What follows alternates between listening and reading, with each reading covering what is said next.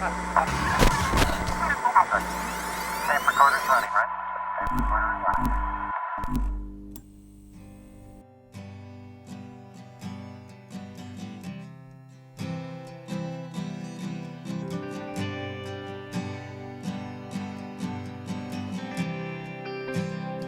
Hey, Steve.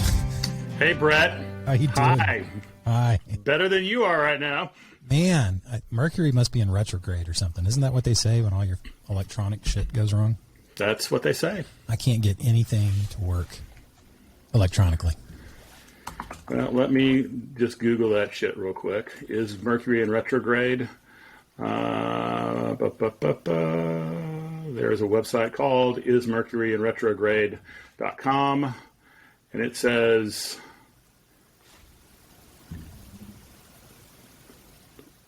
No, something else must be bumming you out. You know what probably is in what planet is in retrograde? Uranus. Yeah, Uranus. So funny. It never fails you. Jack's reading all these planet books right now, and every time we get to Uranus, which they keep trying to tell us to say Uranus, but I still say Uranus, he just starts giggling. 7-year-old boy. 7-year-old boy. Well, I mean, tell him that it's still just as funny 50 years later. So it really is. All right, what do you want to talk about today? I thought we might talk about there was a couple of interesting developments last week. There was that interesting article in TechCrunch about, are we about to have a wave of startup layoffs? And then there was also a development where Sequoia Capital has a new head dude in charge. And so Did you see the dead just come into my eyes when you said Sequoia? Just the dead just came into my eyes. So going from the A to B to the C is, hey, are we going to get another Black Swan Memo? And we're off. We're off. Go with it. I've lit the match. Let the gasoline explode. So let's go back in time. And I'm not going to go too far back in time. Let's just go back to the beginning of the pandemic so we can talk about what this Black Swan memo is. So for anyone, like a lot of times in tech, and we throw around all these phrases and everyone just kind of like pretends that they know what it means. And then most of us don't. And nobody wants to be the first one to say, hey, what's a Black Swan event? So the Black Swan memo kind of semi-famously was written by Sequoia and sent out to their portfolio companies at the beginning of the pandemic. Like I'm talking February, March, right, of 2020. Yeah. And it's called a Black Swan memo because it references the Black Swan event, which I can't recall. Do you remember who the writer was who wrote the book on Black Swan events? I don't, but I will see if Dr. Google can tell me. Yeah, at least your fucking computer's working. Yes. So, I don't want the movie. And I want the book. And it is The Black Swan, The Impact of the Highly Improbable by Nassim Nicholas Taleb. Translated by David Chen. So a Black Swan event, as forwarded by this book, is basically an unpredictable event that falls pretty far apart from normal expectations within a situation and has potentially severe consequences, right? So it's something that you don't expect. It happens in a context where you expect something else and something completely different happens and it has severe consequences. And so Sequoia wrote this memo at the beginning of the pandemic, basically referring to the pandemic as a Black Swan event and saying, now's the time to, and it uses all of my favorite phrases like keep your powder dry, and stuff like that around coaching their organizations to reduce expenses and to stretch out accounts payable and basically to do whatever they could do to conserve cash. And I got really upset by that because, Steve, when the pandemic hit home for us, we immediately went to work with a message of optimism, and we immediately went to work to keep as many people employed as possible, which for us was everyone. We made a promise that we weren't going to lay off a single person during the pandemic, and we have kept that promise. But we also worked to advocate out in the space on two fronts. Number one is we don't know what is going to happen, and so don't punish people before you have to take measures to protect your business, because we don't there's always unexpected consequences, even in Black Swan events. That's the whole point of a Black Swan event. So ironically, they call it a Black Swan Memo, but the reality is that they miss the chaotic array of opportunities that can come out of a Black Swan event, because really good things can happen as well. And so there's that kind of notion that we were working really hard to try to keep everyone together and to try to convince people to be good to each other, and to not do things like Sequoia was trying to convince their portfolio companies to do.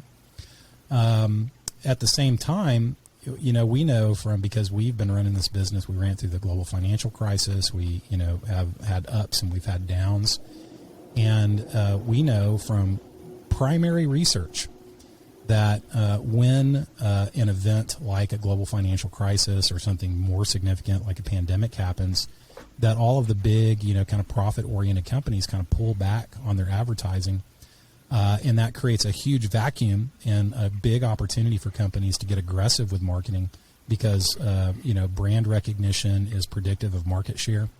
It's highly correlated, about an 18-month gap. And so if your brand recognition is going up, then your market share is going to go up, soon thereafter. And it's easier to make your, brand recognition go up when there are fewer people spending money on marketing. So it represents a huge counterintuitive opportunity. And so not only did I disagree, and did we disagree fundamentally on the, content of that memo and the approach on the memo, but it was also just mean-spirited, because when you look at it, it's basically Sequoia trying to protect their investments over protecting the people in those companies. Right. They aren't saying, hey, it's good business. Well, what they were saying was it's good business strategy to protect your cash. But, what they really meant was for us. Yeah. Right? Because, hey, we're Sequoia. We're going to be around. We're going to live to fight another day. Portfolio companies come and go. We only need 1 in 20 to be successful. And so, let's live to fight another day, and take advantage of our investments when, the market is, more predictable, right? Mm-hmm. And so I just think that that's a fuckload of bullshit. And I went to war in a really private way that, it's kind of like the, Red Sox-Yankees rivalry. It's like the Yankees have 20,000 times the payroll, and everybody knows who the Yankees are, but, no one can name a player on the Red Sox. Or it used to be that way. It's a little bit different now. A little different now. A little different now. But back when I was in Boston, that's the way it was. And so I was kind of like the Boston Red Sox in this analogy. And I'm not even sure I even registered on Sequoia's radar. But I just was so upset by that whole situation. And here they are again, right? Kind of in the same posture of putting shareholders first. And working against the, kind of shared common interests of all the stakeholders and ecosystems that their businesses operate in. So anyway, I pretty much think Sequoia sucks. I'll say it out loud. And I think that they are ruthless in terms of, how they react to uncertainty. And as much as they, talk about, being a partner to companies and, being contributing to social good and stakeholder capitalism and all that stuff, they don't. So they got a new person, right? So who's this new person? I knew you were going to ask me that. And it is, according to the Wall Street Journal, Rolf Botha, South African, succeeding Doug Leone. And so Mr. Botha has a extensive track record with Sequoia in China. So that's all very interesting. That's just a whole interesting tangent as well. Well, at least it's a track record in a country that has a demonstrable track record of treating people well. And I'm sorry, man. We should, like, for people listening to this, Steve and I usually do hours of preparation before we get on one of these. Not really, but we usually have at least 10 or 15 minutes to talk. And I had some computer issues, so we had to kind of like work with a cold start. And the moment I heard Sequoia, I didn't have a moment to calm down. And so I just kind of went straight for the throat. I apologize for that, Steve. No, that's okay. I think what's really noteworthy about this is that you can talk about this as a general business strategy for a venture-backed tech company. But then I think that what we're sort of more interested in is this as a strategy for work tech companies. Because I think that when you're in basically the business of work and people and technology, you have an extra burden to shoulder in that regard. Agree or disagree? I totally agree. But I also feel like it's a bad strategy for any organization. And, let me just ask you a question. In your experience, how many, so let me build this logic a little bit. Is one portfolio company succeeding out of 20 in a necessary and acceptable business outcome? It's a strategy, but I don't know that it's a great strategy. But it pays the bills, right? It pays the bills, yeah. Pays the bills. I mean, it works on paper. Right. But how many startups have you known that had great people, great products, great momentum, but were basically put on the back burner by their venture partners, and it became a self-fulfilling prophecy? Like it was almost like someone decided, well, they're not going to be one of the 1 in 20. They've had 2 years to figure it out. They've only grown, 40% a year instead of 200% a year. So we're going to start, putting them in the minor leagues, reducing their access to cash, reducing their access to consulting and, all that stuff. Have you ever run into a situation where basically the way a company was treated by their venture partner, their venture capital partner, that it actually damaged the company's ability to succeed? Oh yeah, absolutely. It happens more often than one might think, and I believe that when I'm having this conversation with founders and they're looking at evaluating different options around investment partners, I always talk about fit. And it's just like and to kind of get past the first layer of the onion, because everybody's going to tell you what you want to hear, but you really have to actively listen and pay attention to the control issue. And then you also need to pay attention to who's going to be on your board, who are you going to be interacting with, what kind of just personal chemistry do you have with that? Because more often than not, when a founder is getting an investment, they're giving away the keys to the car. Yeah. And when they give away the keys to the car, the investor more often than not doesn't care about the founder anymore. Mm-hmm. They care more about the car. What's rule number one? What's rule number one? Fire the founder. Fire the founder. Fire the founder. And how many times have you had that conversation with a founder who came back after, when they're about to sign a big round, and they come back to you and they say, oh, no, don't worry. I've got, I'm protected. I've got it all in the terms. This is going to go the way that I want it to go. How many times have you heard that pushback, and then, that founder is fired within, a year? Does that ever happen? Oh, yeah. Lots. And I mean, I have because, we've been doing this long enough that we have lots of relationships with founders, and you take these things personally. You actually care about these folks, because when you really kind of establish that connection, it's just like they're unburdening their hopes and dreams, and you realize that just what a big deal success in whatever enterprise they're in entails. And so it's just like, yeah, you care about it. And it's just like, I'm very matter of fact about, here's all the stuff that you're not going to hear from, a potential investor. and stuff you got to keep in mind. And this is what's probably going to happen, and you have to watch out for that. Well, and I promise this has a point, and it is related to the, projections of, sky is falling, VC-backed companies about to lay off a bunch of people, et cetera, et cetera. So we will get there, but I just think it's important to put this in very human terms. One of my favorite companies, and one of the kind of biggest reasons that the Star Conspiracy is the Star Conspiracy, is because of an early relationship we had with Achievers, and we helped them rename from I Love Rewards. We were with them from the time that they were like 30 employees until after they raised a bunch of money from Sequoia, and then and have continued off and on to work with them, through the years. And I'll tell you right now, in my opinion, Achievers would be bigger than WorkHuman if Sequoia had never gotten involved with that company. And, that was a perfect example for me of, what happens when a venture capitalist comes to believe that a company's not in the 1 in 20 group.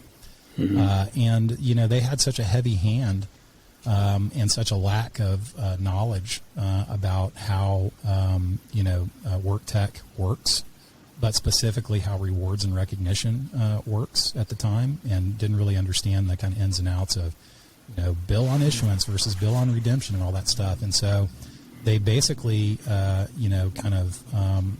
Achievers went through a really dark period where they were heavily managed by Sequoia. Razor Suleiman, did great overall, but, that was his company. He was very purpose-driven, and he was, kicked out, of the company. Diplomatically, that's not the way it happened, but that's the, net result. And then, Achievers ends up having a pretty long haul in terms of kind of getting back into the competitive position that they're in today. But that was all lost time, and, it was also a lot of lost jobs and stuff like that. So I think we've seen it, and that's just one example. And by the way, Rob Catalano, who was probably the most influential, person at Achievers along with Razor Suleiman for all those years. Did you see his company got acquired by Kazoo today? Yeah, I did see that. I saw that announcement go out. So congratulations, Rob. Congratulations, Kazoo. Congratulations, Work Tango. I think that's a great acquisition. Looks really good. But so, coming back to this point, in my opinion, I'd love to hear your opinion on this. In my opinion, venture capitalists end up becoming almost like the, fake canary in the coal mine. Like they, it's like, what's that old phrase? It's like when France, sneezes, Europe catches cold or something like that. I can't remember who the country was. But it's like when the VC community sneezes, the tech community catches cold. And when people overreact, when venture capital community overreacts out of, the motive to protect their investments, and they start doing things like sending, Black Swan memos at the beginning of the pandemic,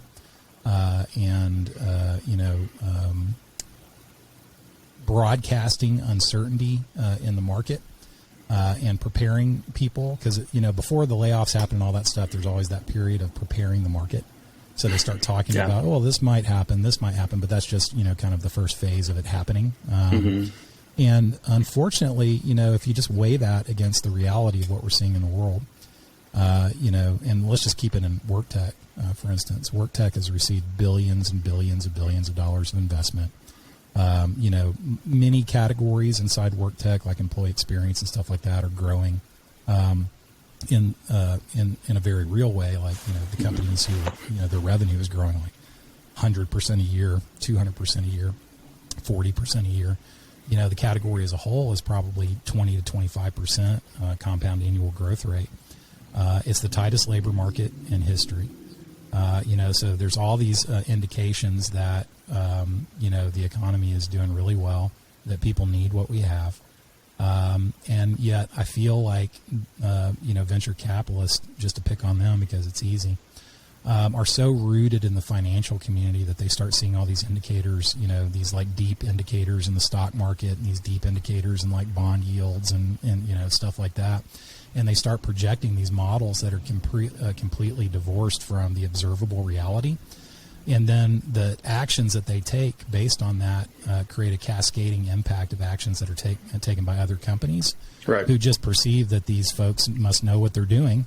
And so they should probably do the same thing. And, it's very normal in moments of, real success when the economy's doing well, when companies are doing well and everything, to start to get really anxious and to have that anxiety bleed over into operational decisions that, actually have the unintended consequence of creating a self-fulfilling prophecy.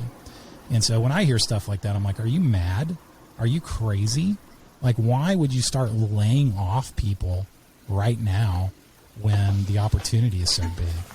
I don't know. What do you think? Well, and it's just, I think that, and just to, talk a little bit about, the opportunity and kind of a snapshot of where the investment market is today. So Q1 closed up, and we're still doing some final bookkeeping around making sure we've covered all of the deals. But, the investment level for Q1 is going to be around, I think, 8.125 is what we're looking at. So that's 8.125 billion with a B. With a B. And so that's down 25% from Q4, but Q4 was also, the all-time best quarter in the history of work tech. It was almost $11 billion. So, there's one by one measure, it's just like, oh, things are slowing down. But if you compare year over year, Q1 22 is up 86% from Q1 21 in terms of investment. So just to put that in perspective, because I want to slow things down for people who are listening, $8 billion in the first quarter. Right. Maso Mano. And would that be one of the top 3 or 4 quarters of all time? Number 3, third best quarter. So the third best quarter of investment in work tech history. Books aren't closed yet, so we'll see. Did that surprise you?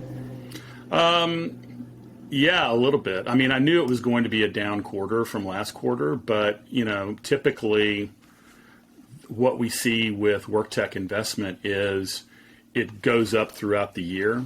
Mm-hmm. Q4 is always bigger than Q1. So the fact that, Q1 of this year was, not quite double, but almost double Q1 of last year, I think is noteworthy.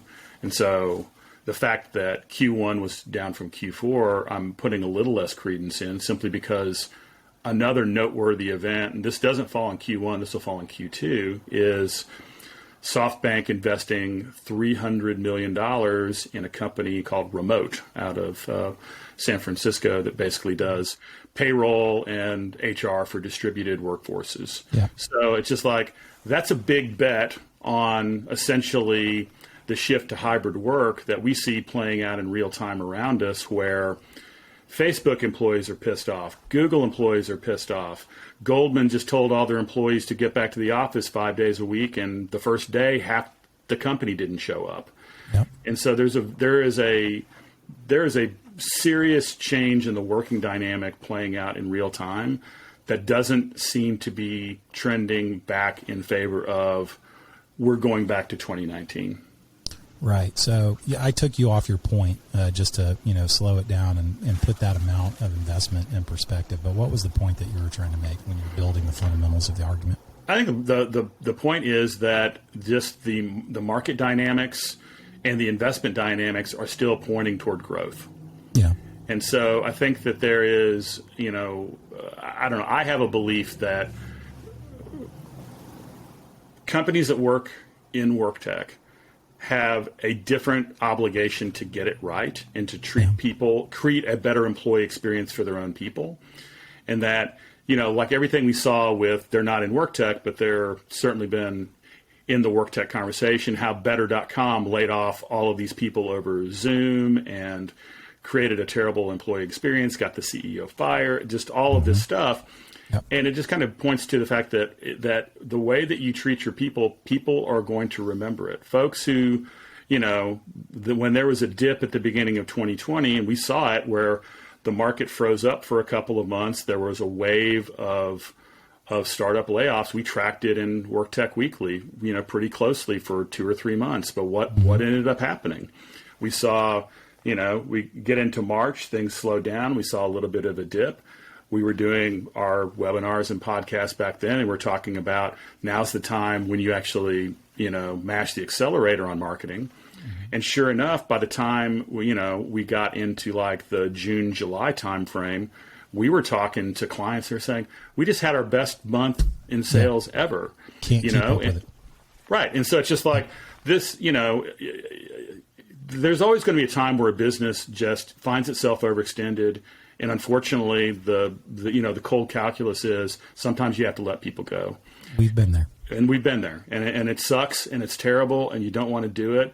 But sometimes that happens. It's different if you are sitting on $50 or $100 million in the bank and you're about to go through a dip, but you also know that the ongoing fundamentals are really strong. You're sending a message to employees, to candidates, to the rest of the market that just doesn't look good. If great, we're gonna cut 15% of the workforce this month, even though we're going to continue hiring, which every company that lays off people continues hiring, and then in 3 months they're going to be trying to hire those people back again. Well, I've got 2 questions about that because just an amazing conversation. Go back to what you said about people at the start of the pandemic who laid people off because there was a couple of months where everything was frozen up, and then much quicker than a lot of people expected.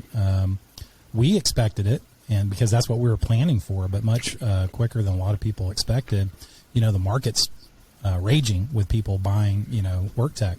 Mm-hmm. So those companies who laid off a bunch of folks, did they have trouble catching back up with the demand that they were experiencing? Yeah, I can think of one company in the talent acquisition space that handled layoffs particularly terribly.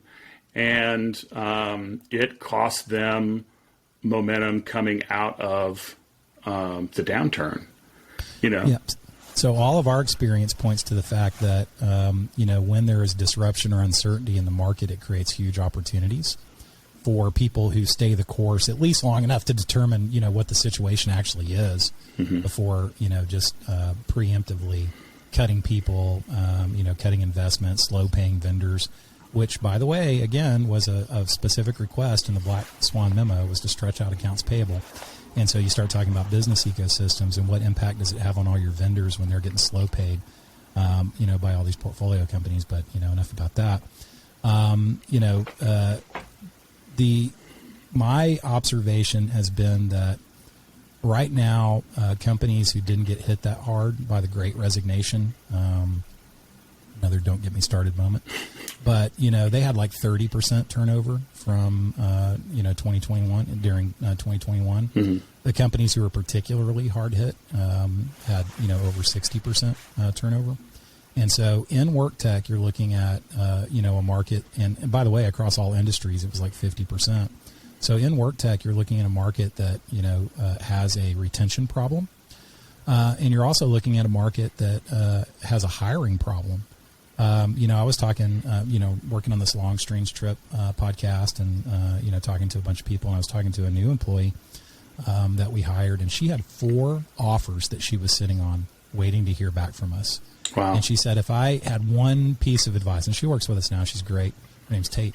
She said, if I have one piece of advice for you guys, it's like speed up the hiring process, because I was sitting on 4 offers. That's how crazy the market is. Yeah. I was sitting on 4 offers, and it took you guys like a month to get through the hiring process.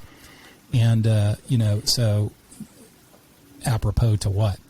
Apropos to the fact that if you really want to compound, turnover, if you really want to have a hard time hiring people, to take advantage of where the market is going, because we're just at the front edge of, the biggest period of solution turnover in history, meaning people are going to be kicking out one solution and getting another because we've got a new organizing principle at play.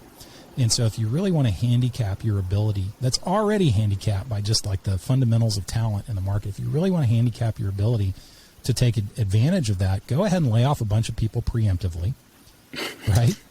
Damage your employer brand. Make it a place that people don't want to go to because they hear that, the uncertainty around keeping your job there is so poor. Your Glassdoor score is in the shitter.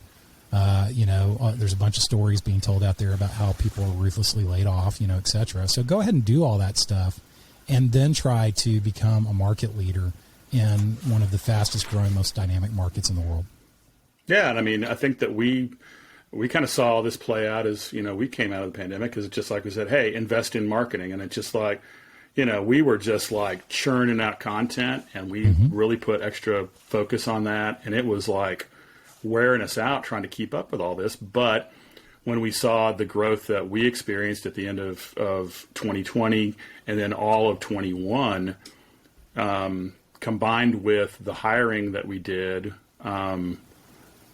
because of that investment in marketing, it not only built our sales brand and our buyer brand, but it also helped our employer brand that we then doubled down on by creating a very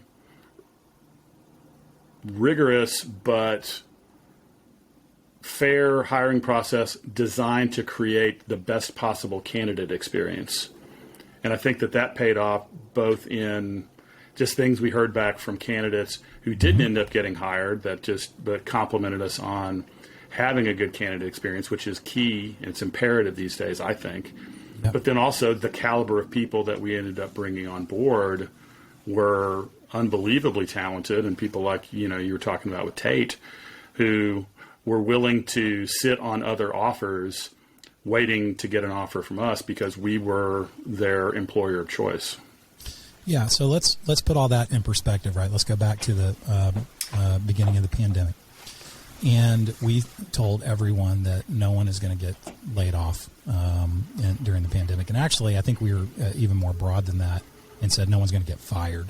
So we weren't even going to fire people for performance reasons if any of those ever popped up, because we don't really have people with performance problems. But, in a situation where that popped up, we weren't even going to do that because we felt like it was unfair to put somebody out, into a market where it'd be very difficult to find another job. And so we made that commitment, and we experienced the same slowdown for the first 2 or 3 months of the pandemic that everyone else did. But what did we do? When people didn't have work to do, we put them to work on marketing. Yeah. Right. And so we kept people employed, and we, moved them into the mindset and gave them the space to work on things that would help us take advantage of the opportunity that we believe deeply in, which is that, the time to be bold is when other people are scared, and the time to, really get brand recognition on the cheap. I know that's a crass way to say it, but the time to get brand recognition on the cheap is when everyone else is pulled out of the market. And so you get more share of voice. And so that's what we did. And we doubled in size. We've more than doubled in size. In fact, I think I heard this right. Tell me if I'm wrong. But we have more new people, meaning people have been here for less than a year, now at the Star Conspiracy than we have people who have been here longer than a year for the first time ever in our history. Is that that's that is completely accurate, which still blows my mind. But, to kind of add to that, I was just thinking about one of our clients that I spoke to the other day about this very point. And he was, saying that, we continue to invest, pump money into paid media, put money into marketing. And they had an unbelievable year last year. Like they were up almost $200 million in revenue. Yeah. So, that's on the large side, but that dynamic was happening. Yeah, but I can pick any, market segment within work tech, whether it be continuous performance management or recognition or well-being or HCM or whatever you want to pick. And there is a cohort of companies that even over-invested in 2020 and 2021 and are doing nothing but growing like 3 or 4 times faster than everyone else in the category because of their investment at that time. And so I don't know, to kind of bring all this home, when I start to hear stuff like that, like, hey, we're going to start laying people off, a lot of uncertainty about the economy, et cetera, et cetera. When I start hearing stuff like that weighed against an opportunity like the one that exists right now, I just kind of shake my head and wonder, who is driving the bus, both at the micro level and at the macro level. Right. Who's driving the bus for some of the companies that make these decisions, but also who's driving the bus for the overall market when they're, I can feel it, man. I can feel this almost like panic, this like tense panic coming on. I think there's people who feel like we did better than we ought to have in 2020 and 2021. And the economy's been too good for too long, and it's getting way too hot right now. And, it's almost like this fear sets in that, things can't continue to be awesome. And while I'm not like a bubble guy, I'm not a guy who like is still preaching the merits of, I can be very pragmatic and realistic. I'm not going to sit there and, scream from a mountaintop that everything's great while, all the villages below are burning. But this is not that moment in my mind. I just don't see any evidence from what buyers are saying, what they're saying with their dollars, how companies are growing. And when I look at companies inside market segments that are not performing, it's mostly because they've sewn the boot to kick their own ass. They're doing something that, is impacting their growth. It's not macro at all. So I don't know. I kind of, it's times like these that really get me fired up. Like when, because these decisions are, they're about people. They're not spreadsheets. Well, and I think also there is an element of sort of traditional macroeconomic points of view playing out. So like, oh, interest rates are going up.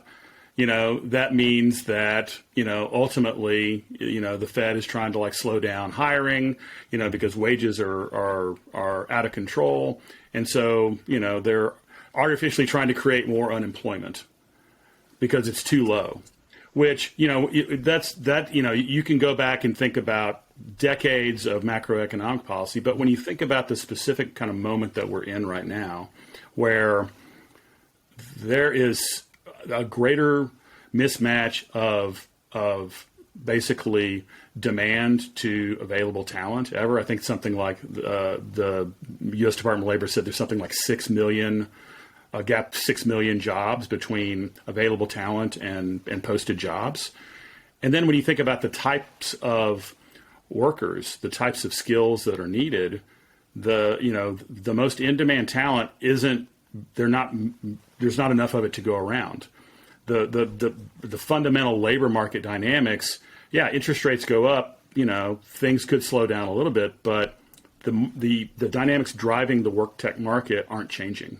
They're accelerating, if anything. Yeah, I agree. And, just to make a selfish, case of this, we're not experiencing the Great Resignation. We're not experiencing, a low acceptance rate. Our acceptance rate for job offers is like almost 100%.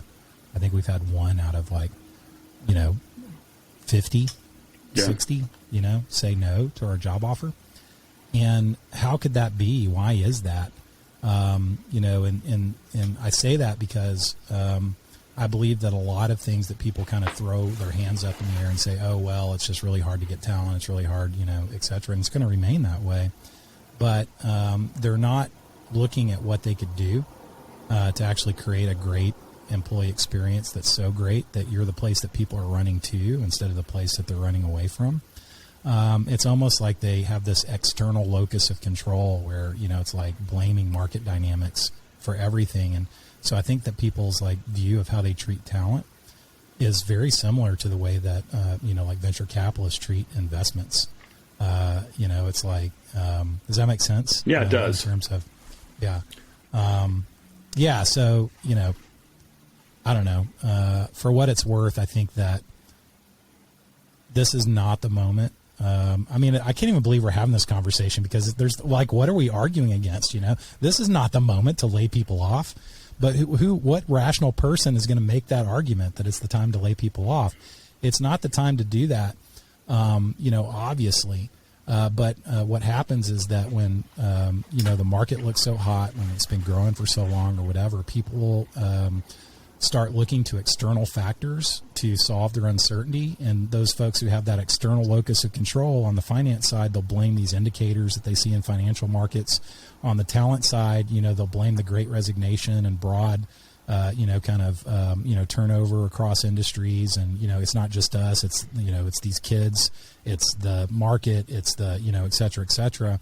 And yet we're not the only example. There's tons of companies, small, medium, and large out there, who aren't feeling any of the effects of the Great Resignation, and because of the strength of their employee experience. So, you know, I just get a little wound up when people start, you know, making decisions that send shockwaves through the market based on, you know, these external things that are, you know, a way for them to gain certainty, because, you know, so much success feels like uncertainty. Right. Does that make sense? Yeah, I think there's maybe a tinge of survivor's guilt. You know, Yeah, being no, in an industry that performed well at a time when, you know, so many other industries were kind of going to hell. Yeah. Well, I mean, I'll take it even further. Even in very difficult industries, like take the restaurant industry, for instance. I've got some insight into the restaurant world. You know, not every restaurant failed. In fact, some restaurants reacted rapidly to the, you know, the changes in consumer behavior, and they actually flourished. And so even if you look at the very difficult, you know, market segments that should have been deeply impacted by the pandemic and labor and stuff like that. I mean, I've got this restaurant.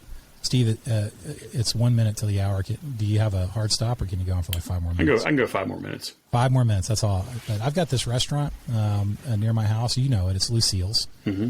Lucille's, I've been, you know, parked in front of the same bartender for 15 years now. And I see the same bar back, and I see the same host, and I see the same servers that were there before the pandemic.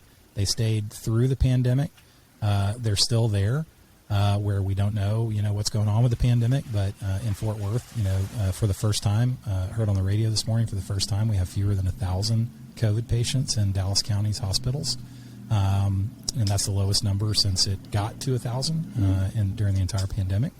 And so, you know, even in those environments, you know, I asked Justin, who was the bartender over there, over One Too Many Martinis, I said, why did you stay at Lucille's, you know, through the pandemic? And he could list like 15 reasons about why the company is awesome and how great they treat them. And, you know, I'd go down the street to some other restaurant, and it's a revolving door. Sometimes the manager is like cooking and serving and running the, you know, the cash machine, the cash machine, because I don't know what it's called, is run the cash register. And it's because they can't keep talent, because, right, you know, in Texas, you know, minimum wage for servers is like $2.18 an hour or something like that. Right. And then everything else is expected to be, you know, paid for tips. But in very competitive environments, you know, leading restaurants, as an example, have done a lot around employee benefits. They've done a lot around salaries. And so, you know, I think there's a lot more within our control than we want to admit. Because it's hard and it costs a lot of money to do it right. Yeah, and you have to be intentional about it, and you can't just, you know, do whatever. Yeah. Well, I'm sorry that I kept you late. We got a late start. I'm sorry about my computer problems and Uranus being in retrograde. Uranus in retrograde. But it was good talking to you, as always. It's good talking to you. I hope you have a good weekend. Let's do it again next week. See you next week. Take care.